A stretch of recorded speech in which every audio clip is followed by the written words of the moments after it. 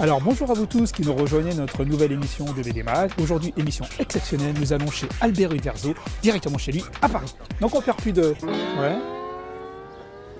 excusez-moi, hein. C'est la magie du direct. Alors, votre mission aujourd'hui est d'aller au Festival international de la bande dessinée à Angoulême, faire l'émission sur place et avoir la dédicace du président du jury, Baru. Attention, le départ de votre train est... maintenant, purée. Moi j'y vais, hein.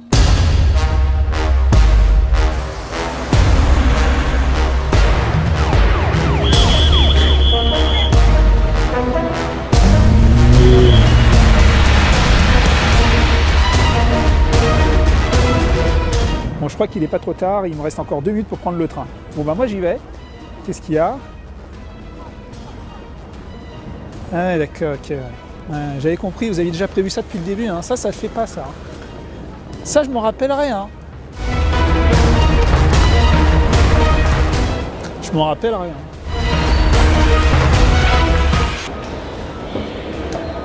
Reste avec nous.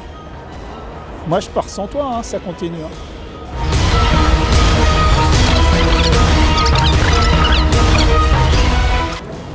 Tu crois que c'est par là, toi? Je crois qu'il faut avancer un peu plus loin.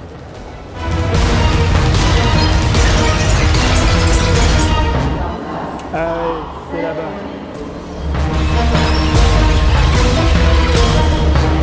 C'est là-bas.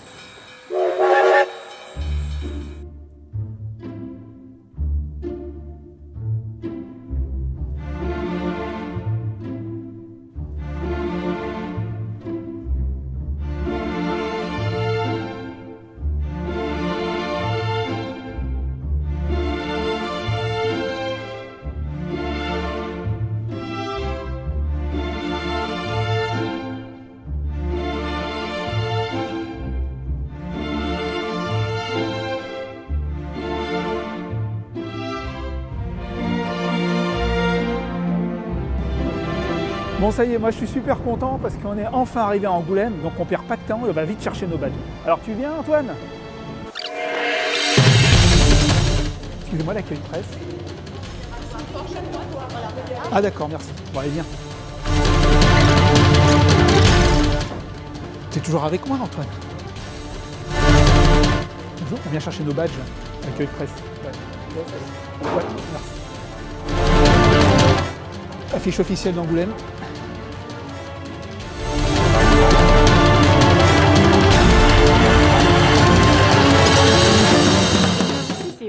Merci. Ça y est, on les a. Super.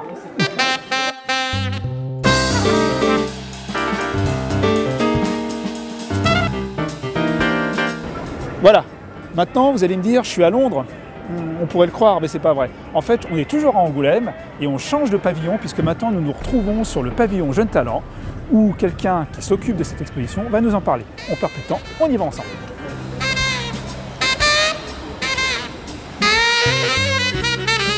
Maintenant, je me trouve au pavillon Jeunes Talents et je suis avec Céline Bagot, qui est responsable du pavillon Jeunes Talents. Oui, comment ça va? Très bien. Ça va. Alors, est-ce que tu peux nous expliquer un petit peu en quoi consiste ce pavillon? Oui, bien sûr. En fait, le pavillon Jeunes Talents, c'est vraiment un endroit qui est fait pour l'orientation, le conseil et la découverte des jeunes auteurs. Chaque année, on a un jury qui met en avant 20 sélectionnés. Donc cette année-là, on a le premier lauréat qui est juste devant nous, qui s'appelle Adrien Herdin, donc avec ses 3 planches. Le concept du concours, c'est une histoire complète en 1, 2 ou 3 planches. C'est un concours international, donc c'est soit en langue française, soit muet. Donc on met en avant 20 sélectionnés, ensuite on a 4 lauréats. Les 3 premiers lauréats, en partenariat avec la Caisse d'épargne, qui reçoivent une bourse. Voilà, pour en faire ce qu'ils veulent, donc pour les aider en fait. Et le 4e lauréat, qui est un lauréat région Poitou-Charentes, qui est étudiant souvent, plutôt région Poitou-Charentes et très souvent en Angoulême, qu'on met en avant et à qui on donne une bourse aussi. Tu m'as dit que tu avais aussi d'autres choses dans ce pavillon Oui. Jeunes Talents. On pouvait découvrir aussi l'esprit numérique. Exactement. Donc, Alors en fait, on met en avant plusieurs choses parce qu'en fait, auteur de bande dessinée est un vrai métier, c'est ce qu'on essaye de défendre, mais c'est pas un métier évident. Donc on essaye de donner des passerelles. Donc d'ailleurs là, pardon, on arrive sur l'atelier numérique. Exactement. Un petit coup d'œil comment fonctionne donc cet atelier numérique. Alors, si tu peux nous expliquer un petit peu plus en détail le travail exact. Alors l'idée en fait c'est un nouvel espace cette année et c'est de pouvoir apprendre aux jeunes auteurs à créer spécialement pour les nouveaux supports. Donc on a aussi des stands, on a un stand avec un nouveau concours qu'on a lancé cette année qui est le concours Agora. En fait l'idée c'était de travailler avec le site Manolo Santis. Alors là, voilà, j'allais t'en parler, les derniers dinosaures. Qu'est-ce que c'est ? Exactement. Alors ça définit exactement ce que le pavillon Jeunes Talents veut faire. C'est-à-dire qu'on a été Jeunes Talents une fois, on reste Jeunes Talents toute sa vie. Donc on essaye de les suivre et de les aider à sortir leur premier album ou en tout cas les mettre en avant. Donc là on a vraiment des originaux dans l'exposition. L'idée c'était un peu de faire un cabinet des curiosités. Donc on a des vrais cadres. Voilà, c'est toujours extrêmement compliqué d'exposer la bande dessinée. Voilà. Oh bah écoute Céline, c'était très gentil de nous avoir reçus ici dans l'espace Jeunes Talents. On revient l'année prochaine. Avec plaisir. Avec d'autres nouveaux talents, d'autres nouveaux gagnants. Exactement. Donc, et d'autres innovations au pavillon Jeunes Talents, on aime bien faire ça. Ok. Bah merci beaucoup Céline et puis à plus tard. À bientôt. Et nous on continue notre chemin dans Angoulême. C'est parti.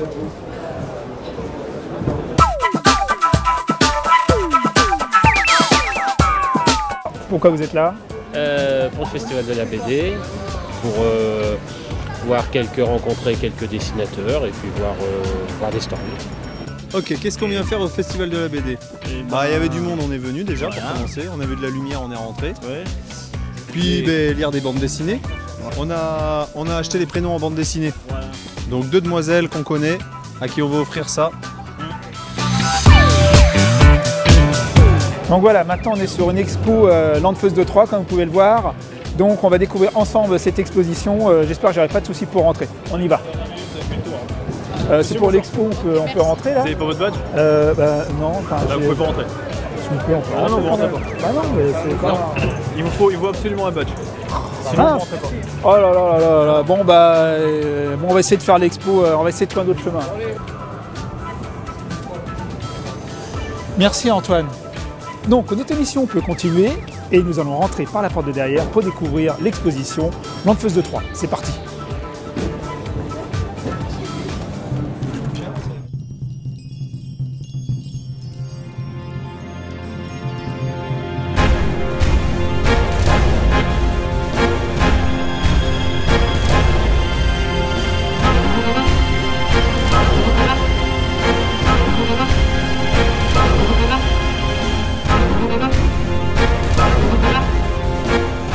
Voilà, maintenant j'ai réussi à rentrer dans l'expo Landfeust et devine avec qui je suis, avec Christophe Arleston.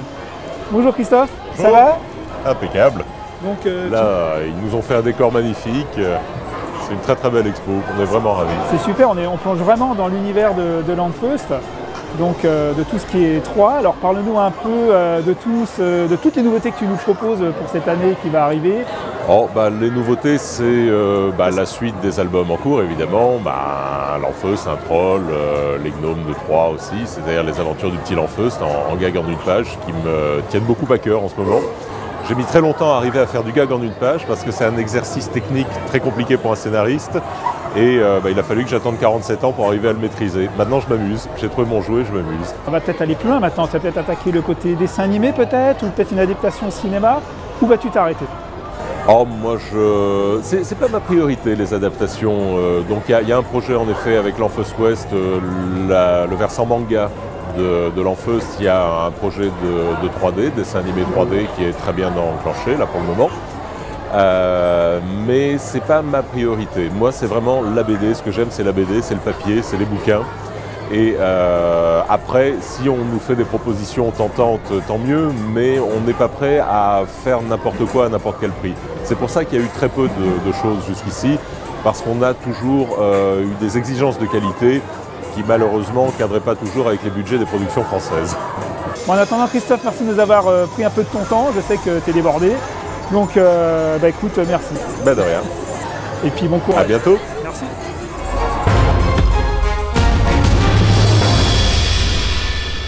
Bon, je cherche Baru. Tu sais où il se trouve, Baru? Alors Baru, oui. Ah oui, parce que je le cherche, je le trouve pas. Alors Dis-moi Baru, où il est au CIBDI. Voilà, maintenant on va découvrir ensemble la bulle, le Nouveau Monde. Et là j'ai de la chance parce que j'ai mon badge, donc je pense que je vais pouvoir rentrer. On y va.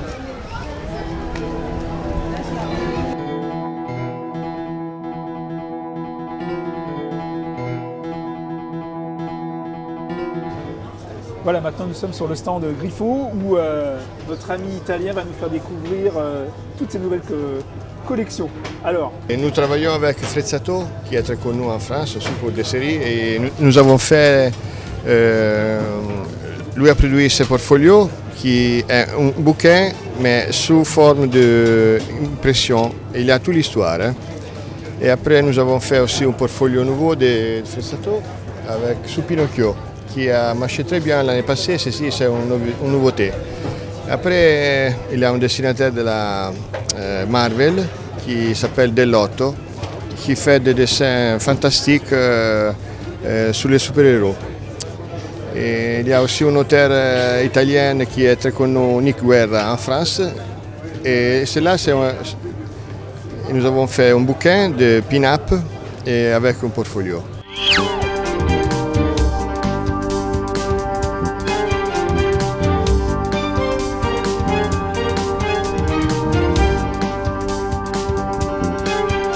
Ouais, salut, Giuseppe de cocconinoworld.com.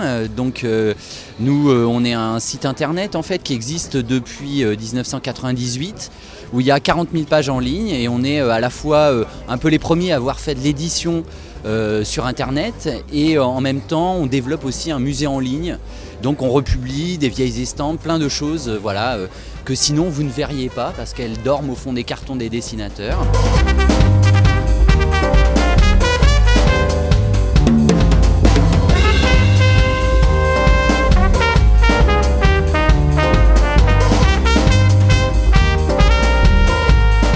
c'est où se trouve Baru? Non, du tout, désolé. Merci. Non, mais vous pouvez demander aux personnes, là, certainement qu'elles doivent connaître personne Okay. dans les stands. Bon bah merci. Merci. De rien. Vous savez où se trouve Baru? Au coin là? Non, parce que je tourne depuis tout à l'heure et je trouve pas. Là-bas? Ok. Bon bah merci. On y va, Antoine?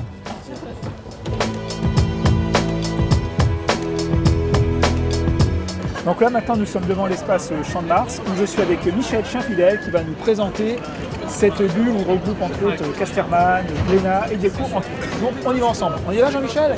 Allez bien, c'est parti.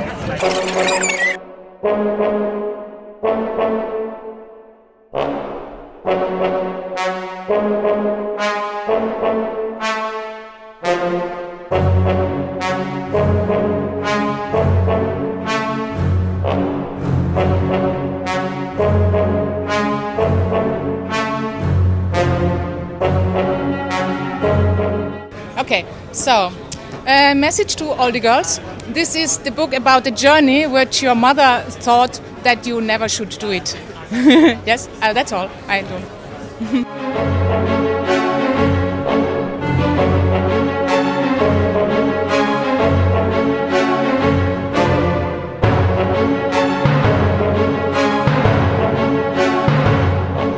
Eh bien, maintenant, on est assis confortablement dans notre fauteuil et je suis avec Fabien Vellman. Fabien Vellman.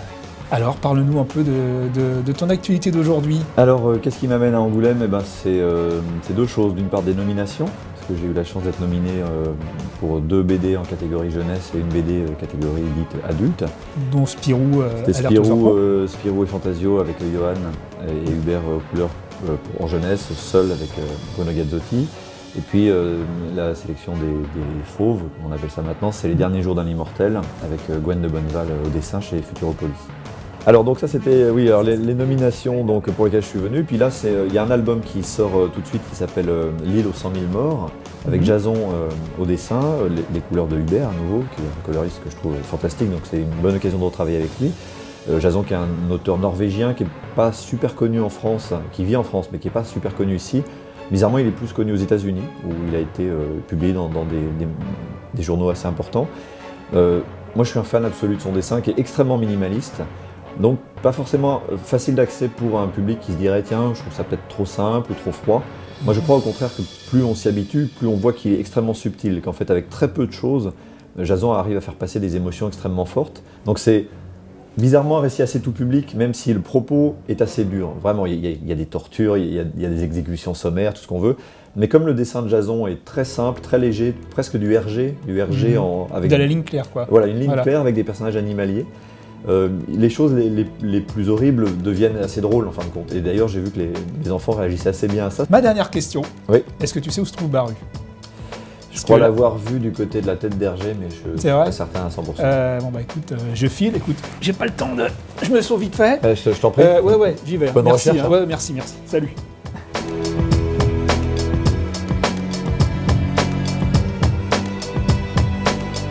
Bon, là, je sais pas si on va y arriver parce que là on est complètement paumé là. Tu vois où on est? Mon cher Antoine, on continue nos pérégrinations dans Angoulême. Alors il paraîtrait, et là je pense que c'est sûr, que Baru serait au Monde de Bulles, espace éditeur. Donc vas-y, on y va.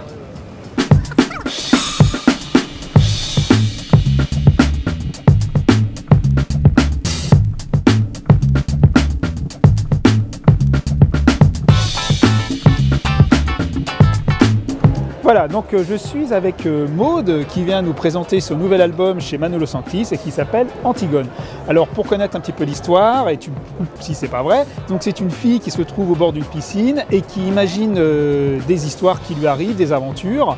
Alors quel genre d'aventure lui arrive-t-elle? Qu'est-ce qu'elle imagine? Typiquement, à la base, c'est une fille, une ado qui s'ennuie. Genre elle est à la piscine avec ses parents et elle s'emmerde. Et donc elle lit Antigone de Jean Anouilh. Et il y a plein de choses qui réveillent des rêveries en elle et des envies. Et en fait, elle rêvasse un peu avec une rêverie qui prend la forme de petits personnages qui interagissent. Et par leurs discussions, par leurs disputes, par leurs intrigues, on est censé comprendre ce qui l'anime, elle, au moment de sa lecture. Les questionnements qu'elle a et comment elle aimerait... Et là, on a pu voir dans ton livre que tu as deux styles graphiques différents, justement, quand elle rêve ou quand elle ne rêve pas. Ouais. Donc ça va, c'est pas trop difficile de passer d'un style à un autre Non, Non, c'est pas difficile du tout. Je sais pas comment répondre autrement. Oh, bah, pour moi, c'est agréable, c'est quelque chose que j'aime faire l'un comme l'autre. Donc, on te souhaite beaucoup de succès et une longue vie dans la bande dessinée. Merci, c'est très très gentil. De rien. Mon cher Blaise, merci de nous accueillir aussi dans ce petit café. C'est une ambiance assez sympa. Et parle-nous un peu de ce roman graphique que tu viens de sortir. Alors, c'est un roman graphique qui se passe donc l'été. C'est un roman graphique qui met en scène un groupe d'enfants. Et donc ces enfants s'amusent à construire une cabane dans les bois. Et cette cabane est détruite, malencontreusement, et ils décident de trouver un responsable et de savoir qui est le responsable de cet acte de barbarie, entre guillemets. On voit dans ton album que les couleurs sont assez chaudes, quoi. Oui, donc oui, c'est très intéressant, ça donne ce côté chaleureux. Voilà, il fallait que ça évoque l'été, parce que c'est une atmosphère estivale, donc qui se passe vraiment, on sent le mois de juillet, c'est les vacances, c'est les grandes vacances, quoi. Les gamins sont totalement livrés à eux-mêmes, en fait. Et oui, ils vivent, ils vivent presque sans avoir de rapport avec les adultes, ils sont totalement livrés à eux-mêmes et c'est ça qui est intéressant aussi dans l'histoire. Bon je crois que tu en as beaucoup dit sur cet album, donc il reste plus qu'une chose, c'est de le découvrir. Donc il reste aller découvrir cet album qui est actuellement dans les bacs, dans toutes les bonnes librairies.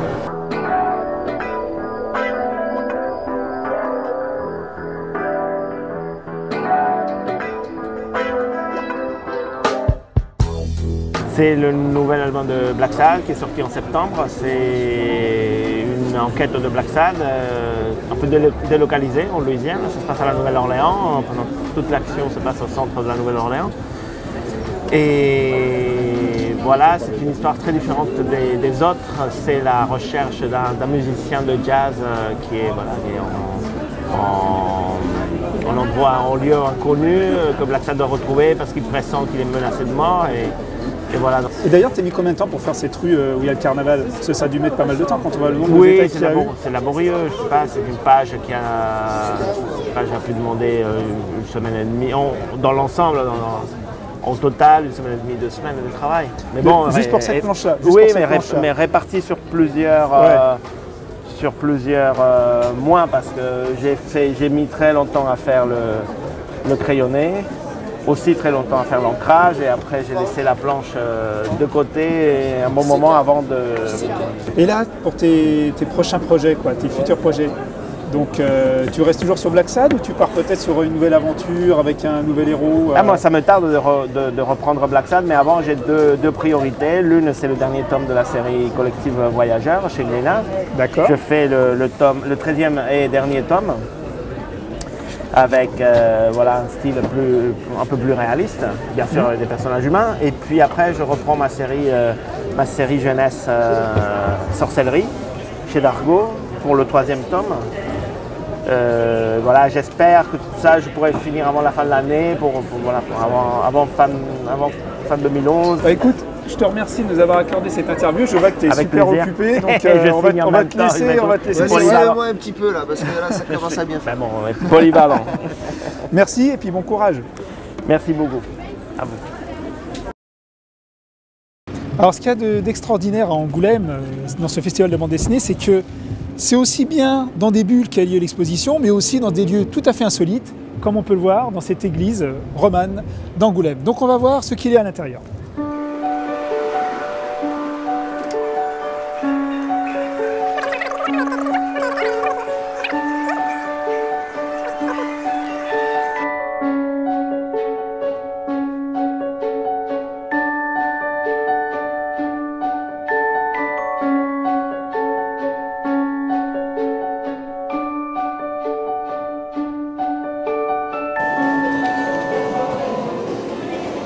Voilà, maintenant je me trouve à l'intérieur de cette église et je suis allé à la rencontre de Titane, qui est une dessinatrice qui est rare dans ce métier et qui va nous parler de sa nouvel album de bande dessinée qui vient de sortir et qui s'appelle Dieu qui l'a dit.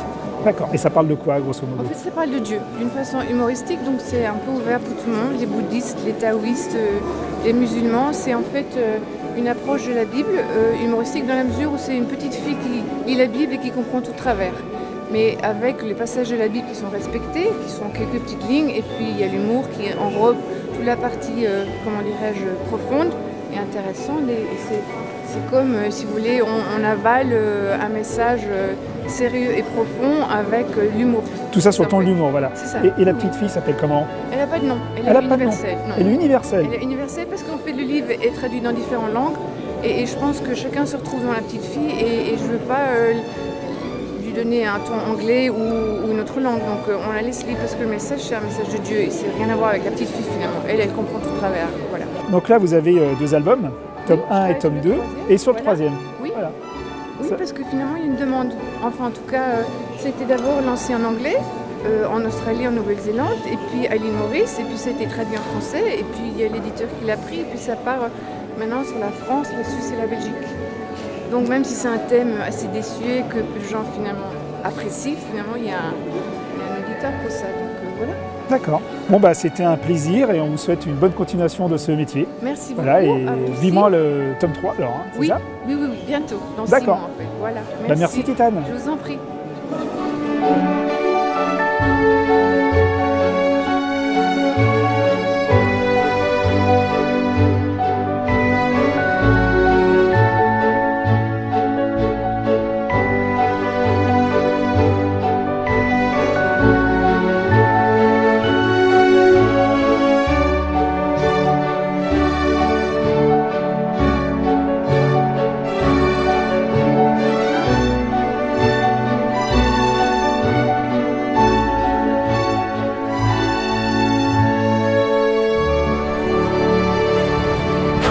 Bon, génial. Là maintenant, on est devant la bulle Para-BD.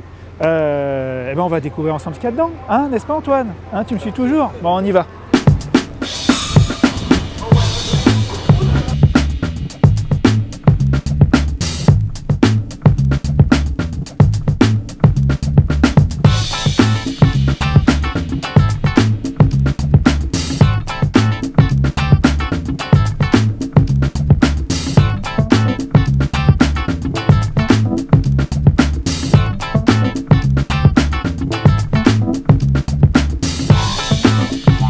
maintenant on est devant un stand super sympa, des découvertes, dont Yves Mickels en est son créateur, et il nous vient tout droit de Liège. Liège. Bonjour. Alors raconte-nous un peu ce que tu fais dans ta maison d'édition, parce que tu es aussi éditeur, c'est ça? Oui, donc essentiellement, même uniquement de l'affiche, de l'image, tout ce qui touche autour de l'image, que ce soit du petit format comme ceci, ou du plus grand format, de la sérigraphie, du non numéroté, du numéroté, du signé, également du poster, plus pour les enfants. On a commencé ça il y a 5 ans, je pense, avec une boutique sur eBay. Et puis petit à petit, on est arrivé sur un site internet qui se professionnalise de jour en jour. Et là, maintenant, actuellement, nous avons pas loin de 4000 références sur le site. Comme vous voyez ici, on a vraiment un peu de tout, aussi bien du manga que du produit plus para BD. Des hommages également à la bande dessinée traditionnelle, des choses plus en nouveauté comme le Scorpion, Rapace, et également de la bande dessinée des années 70 comme Luc Dany. Donc vraiment un choix très large qui touche aussi bien le jeune public que le public plus âgé. Bon, vu que tu viens de Belgique, tu es obligé de nous sortir une blague belge. Malheureusement, on n'est pas venu avec, on les a toutes laissées à Liège, mais je pense que les Français en connaissent plus sur nous.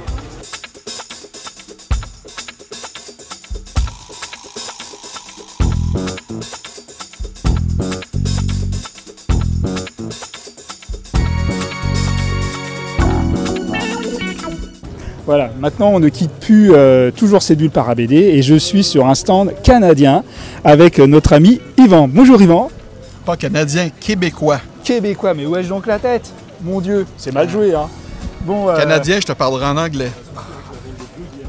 Le Québec fait partie du Canada. Encore, oui. Encore. Bon, bref, trêve de plaisanterie. Pourquoi un Québécois se retrouve ici à Angoulême aujourd'hui?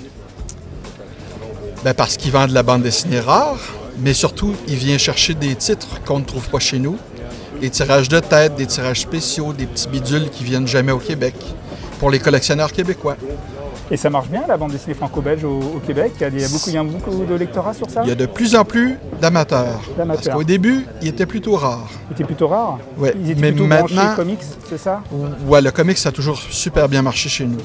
Mais le franco-belge, quand même. Bon voilà, maintenant on continue notre balade dans Angoulême. Alors il paraît qu'il y a Baru dans le café, mais aux dernières nouvelles, quand on me l'a dit, en fait il y est pas. Mais bon, on va quand même aller jeter un coup d'œil dans le café, c'est le Chardon d'Écosse. Donc Antoine, si tu peux filmer Chardon d'Écosse, on va voir quand même s'il y a d'autres gens intéressants à l'intérieur. D'accord? C'est parti.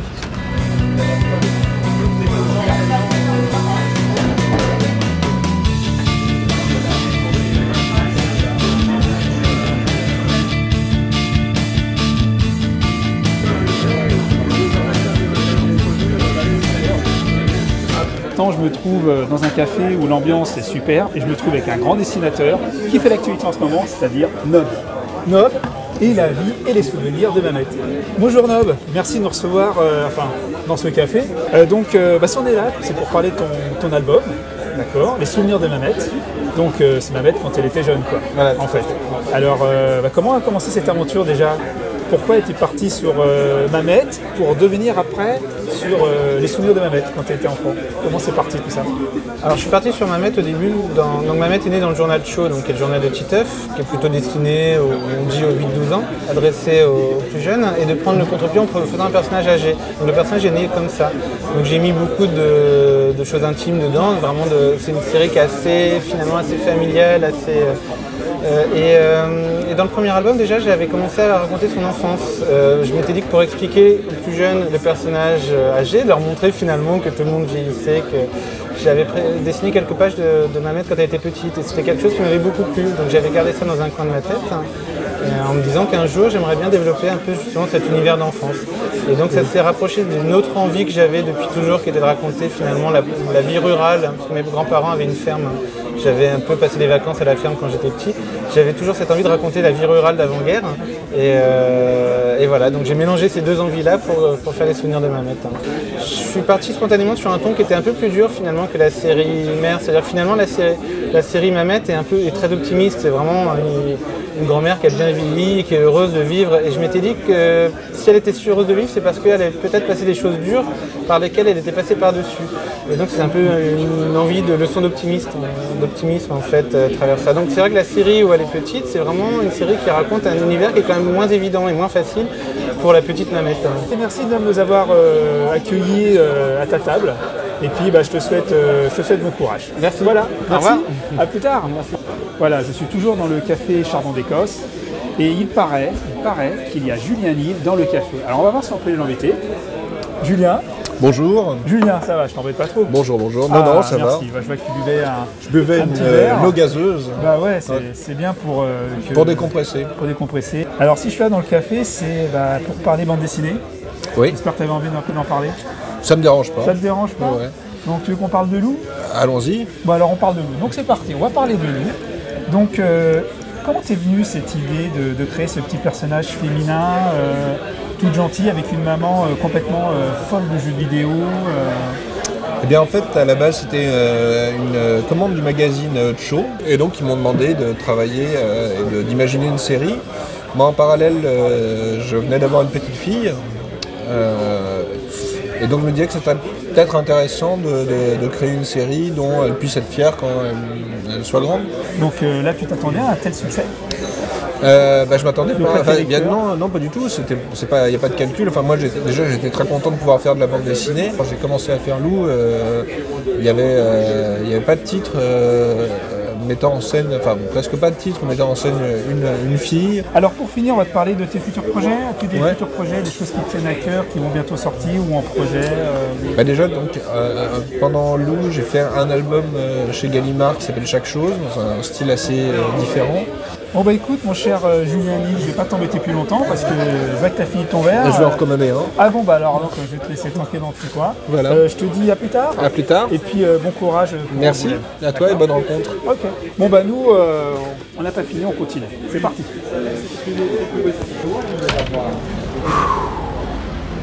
C'était éprouvant parce que on a vu du monde à l'intérieur. C'est vraiment une super ambiance à Angoulême.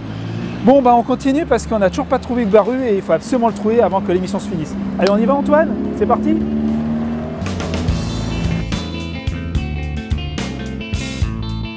Mon cher Barbouchi, je suis content de t'avoir à côté de moi. Voilà. Donc devine de quoi on va parler. On va parler des chops, des Chosp. Pardon, c'est dur à lire, c'est vrai. Mais après quand ça rentre... Ça rentre, après on retient mieux alors. Alors, pourquoi ce nom Chosp? Et en fait, dans le patois de ma ville, qui est Gênes en Italie, Chospo, c'est quelque chose de moche.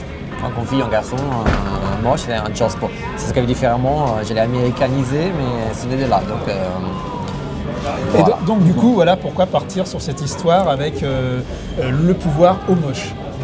C'est ça. Mais en fait, c'est une histoire que j'avais dans le lectorat depuis longtemps, que je voulais parler de ça. Je sais pas, c'est un peu la réaction. Moi, j'aime beaucoup mettre des clins d'œil à notre société, en général, dans tout ce que je fais, mais dans Scredol, évidemment, plein de choses. Et dans ces périodes, comme on est de plus en plus surexposé au code esthétique people, au style épilé, on est refait au botox, tout ça, et on voit de plus en plus des monstres et ils nous disent d'être beaux alors qu'on ne comprend pas, alors qu'ils ne sont pas et tout. Et on plonge de plus en plus dans ces côtés de la société. Je voulais faire quelque chose qui parlait un peu de ça, quoi. Donc avec beaucoup d'ironie, et donc voilà que toute l'histoire se déroule dans ça de Hollywood où tout le monde se croit beau. En fait. Se croient beaux. En fait, c'est ça qu'il faut dire. Parce qu'en fait, est-ce qu'ils sont tous beaux? Enfin, ils sont peut-être beaux extérieurement, mais intérieurement, ça c'est autre chose. C'est ça que tu vas me dire. Et où, en fait, les seuls vraiment moches, c'est des petits garçons monstrueux. En fait, il est assez mignon, quoi. Mais bon, il est pas. Ah bah oui, bon, ça va, il est pas super moche non plus, ça va, il reste quand même agréable. Quoi. Et ouais, mais c'était humain, franchement, c'est un gamin humain, tout chaud, blanc, avec des trucs qui pendouillent, tout rouge, des grands yeux. Mais c'est vrai qu'il est bon, on sait pas à qui il ressemble vraiment, quoi. Plus à la papa ou à la maman? Hein? Plus au papa ou la maman il ressemble? Mais la maman, des fois, ouais, là, tu vois. Mais on ne connaît pas ses parents. En fait, c'est ça le bout de l'histoire, c'est que lui cherche ses vraies origines pour comprendre pourquoi lui a ses aspects si bizarres. Alors attends, excuse-moi, il y a mon téléphone qui sonne. Ah ouais, c'est Et, alors bouge pas, oui mais non. Alors je réponds. Oui, c'est une téléspectatrice voilà, qui me pose une question en live. Maman, je t'avais dit de pas appeler. Ah non, mais c'est pas ta maman, c'est quelqu'un d'autre parce que je comprends pas l'italien. Et elle me pose cette question, oui, d'accord. Alors voilà, la question est la suivante, c'est pourquoi es-tu passé de la couleur au noir et blanc de ce goût sur l'album? C'est étonnant. Ben non, c'est assez normal dans cette production, notamment dans le manga. Et du coup, le deuxième, c'est entièrement en couleur. Ah là, c'est un scoop. Scoop. Scoop, stop. Voilà. Pub, on arrête. Scoop. Et donc, alors, on va avoir un tome 2. Fin de la pub.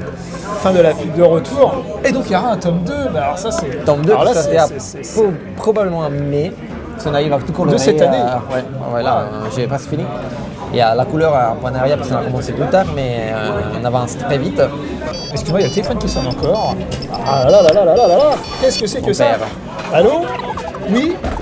Ah ouais, d'accord. Bon, j'arrive. Bon bah écoute, là faut vraiment que j'y aille. Écoute, c'était super sympa. Moi, je te laisse. Tu peux faire la fin de l'émission tout seul si tu veux, hein, d'accord? Allez, merci. Je vais lire cette œuvre à la page Anne, case Anne.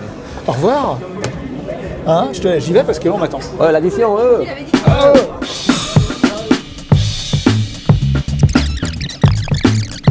Nous devons nous déplacer jusqu'Angoulême pour profiter d'un salon de qualité, tout simplement. Dag allemaal, wij komen in Angoulême omdat het de uiterste beste plek om de wereld van de tekenaars en uitgeverij te kunnen ontdekken. Excusez-moi. Oui, bonjour. Pardon, excusez-moi de vous couper votre téléphone. Vous auriez une cigarette. Mais vous n'êtes pas Yann Sfar? Non, je suis Guillaume Bianco en fait. Guillaume Bianco, oui, le Billy Brouillard, c'est ça? Oui, enfin, en l'occurrence. C'est vraiment un pur hasard, hein, Antoine, de tomber sur Billy Brouillard dans la rue. Parce que tu es un peu le personnage de Billy Brouillard. C'est un peu moi, en effet. Un peu sombre et tout ça. Donc, ça tombe bien que je tombe sur toi sur la rue parce que j'avais plein de questions à te poser. Voilà. Alors, on commence par quoi? Par le début? Je t'écoute, tu voulais une cigarette peut-être Ouais, mais alors après, parce que là c'est une émission de bande dessinée. Non-fumeur. On est dans un espace non-fumeur, on peut pas parler de cigarette. Mais c'est une caméra là-bas? C'est une caméra, mais en fait c'est pas caméra cachée, c'est vraiment une vraie caméra. Pourquoi tu passes de Will à Billy Brouillard? Comme ça, tu passes d'un truc super clair, super rigolo, à un truc humour noir. Pourquoi? Bah écoute, je sais pas trop, je pense qu'on évolue tous. Billy Brouillard, je l'ai toujours eu quelque part au fond de moi, mais j'ai peut-être jamais osé m'exprimer sur ce sujet de cette manière. Moi, je pensais que les BD, il fallait qu'elles soient bien coloriées, toutes proprettes pour plaire au public. Donc, je m'efforçais de dessiner peut-être dans un style qui n'était pas le mien, en fait. Et un jour, j'ai réalisé que j'étais un petit peu malheureux. Je faisais des petits crayonnés de Billy Brouillard pour décompresser sur des carnets que je foutais à la poubelle, parce que pour moi, ça n'avait aucun intérêt. Et c'est Barbara Canepa, d'ailleurs la directrice de collection Métamorphose chez Soleil, qui m'a dit « Mais ça, c'est vachement plus toi ». Et je lui ai dit, mais on a le droit de dessiner et de colorier avec du café, de déborder tout ça. Et elle m'a dit, oui, tu as le droit de faire ça, c'est même mieux. Donc je lui ai fait confiance et puis je suis passé d'un style apparemment différent, effectivement, mais je pense être plus moi sur Billy Brouillard que sur Will. Quoi. Alors ce qui est de bien dans cet album, on va parler juste nombre de pages, parce qu'on en a pour notre argent. C'est génial. 143 pages dans le premier, le deuxième c'est 3 volumes, le troisième c'est presque 80 pages. C'est waouh! Et puis dedans, tu as des petits récits, d'un coup, tu as des petites anecdotes, des brochures de journaux. C'est waouh, mais d'où tu tires tout ça? Tu as une imagination débordante. Non, enfin bon, j'ai rien inventé. Hein. Tu fais référence à des petits poèmes, à des bestiaires façon 19e, tout ça. Moi, j'aime ça, donc j'ai voulu rendre un hommage un petit peu modeste à cette littérature, à cette manière de faire les bouquins. Et puis à la base, c'est marrant parce que je n'arrivais pas à me décider, je voulais faire de la BD. Après, je me suis dit, oh, tiens, j'ai envie de m'improviser pseudo-poète, donc je me suis amusé à faire des petits poèmes autour de l'univers de Billy Brouillard. J'ai eu envie de faire des bestiaires imaginaires, de partir en délire total. Et puis je pensais faire plein de petits livres, si tu veux. Tu vois, un petit livre de bestiaires, un petit livre de poèmes, un petit livre de BD, toujours autour de l'univers de Billy Brouillard. Et c'est toujours Barbara Canepa, donc qui m'a dit, mais ça serait bien de tout mettre en un seul livre. Donc j'avais peur de déstabiliser les lecteurs, mais en fait, je me rends compte que c'est ce qu'il y a plus. Alors, attends, on va bouger un peu. On va bouger un peu. Attends, on avance là. Viens, parce que maintenant, t'as repéré, on sait que t'es là. Et de toute façon, faut que j'y aille. Hein. Donc, tu dois y aller? Bah ouais, mais non, mais parce qu'au début, c'était pas sur toi que je devais tomber.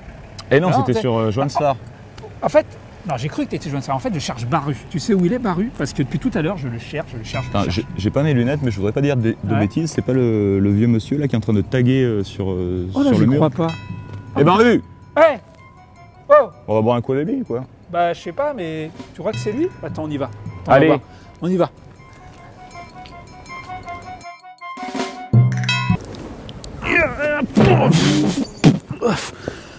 Ça va, Antoine? Bon, Angoulême ne serait pas Angoulême sans la remise des prix du Festival d'Angoulême. Et je peux vous dire que pour eux, ça a été un jeu d'enfant. Enfin, pas pour moi en tout cas. Allez, c'est parti, on découvre ensemble les gagnants de ce festival.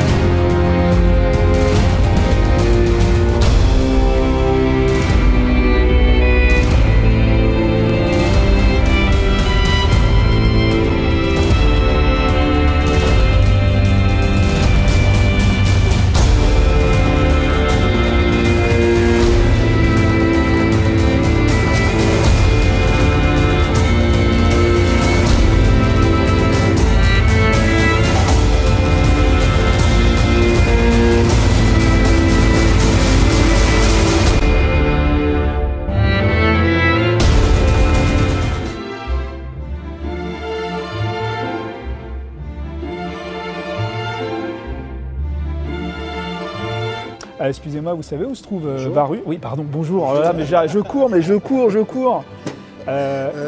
où se trouve Baru? Je crois que vous prenez là en face, ouais. Vous descendez les marches, ouais. Et c'est l'exposition qui est de l'autre côté en face. De l'autre côté? Oui. Ah merci, franchement c'est super parce que j'arrête pas tout à l'heure. Merci, salut. Ouais, merci.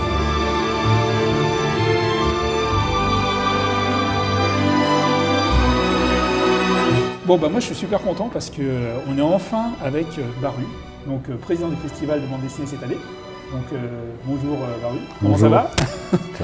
Ça a été un peu difficile d'arriver ici, mais enfin on est content, ça s'est bien passé. J'ai une petite dédicace à te demander, ouais. Parce que tu sais, c'est pour courir jusqu'ici, ça a été infernal. Ouais. Alors ma première question que tous nos téléspectateurs se posent, c'est quoi le travail d'un président de festival?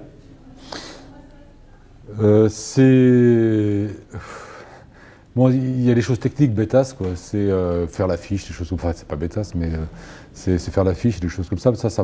Mais en fait, le travail d'un Grand Prix qui est après président de l'édition suivante, commence véritablement à partir du mois de septembre, quoi. Avant, il y a faire l'affiche, préparer quelques images pour la communication, mais sinon, les 6 premiers mois de l'année, non, ça aurait pu être tranquille si j'avais pas eu un livre à terminer. Moi, j'ai dû finir mon bouquin qui s'appelle « Fais péter les vases, Bruno », et donc j'ai dû mettre un peu les bouchées doubles parce que je m'attendais pas trop quand même à ça.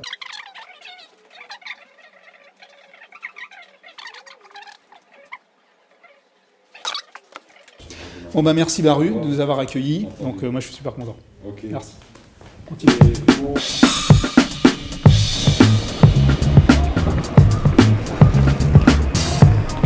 Et voilà, notre émission est maintenant terminée. C'était un plaisir de se retrouver à Angoulême avec vous. Et vous connaissez le principe, www.bdmal.fr pour retrouver l'intégralité de l'émission. Et moi, je suis content parce que j'ai eu enfin la dédicace de Baru. Ça a été super difficile à avoir et je peux vous dire que... Putain, j'y crois pas. Salaud, je vais te choper.